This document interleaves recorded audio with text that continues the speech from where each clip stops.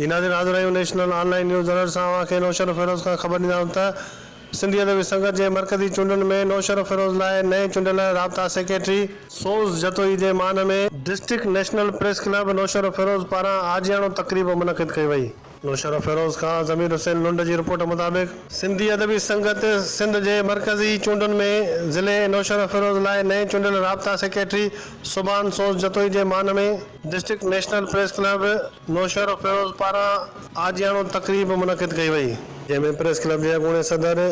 ज़मीर Hussain Lund, general secretary Habibullah Mughal, senior नायब सदर इकबाल राजपर ऐं क्लब जे सीनियर सहाफ़ी मुज़फ़र अली अब्बासी, नायब सदर लाला अब्दुल रज़ाक कोराई, माशूक अली, इमरान अली ऐं ॿियनि सुभान सोज़ जतोई ऐं अब्दुल जब्बार मलाह खे अजरकनि जा तोहफ़ा पेश कया ऐं गुल पाराया। उन मौक़े ते आजियाणो तक़रीब खे ख़िताब कंदे सुभान सोज़ जतोई जो चवणो हो त मुंहिंजे कामयाबी में जिन दोस्तनि जो हथु आहे उन्हनि समेत ज़िले जे समूरनि शाखनि ते हिकु किताब लिखंदुसि। हुन चयो त डिस्ट्रिक्ट नेशनल प्रेस क्लब जे सहाफ़ी दोस्तनि जेको मान ॾिनो आहे उन ते आउं उन्हनि जो शुक्रगुज़ार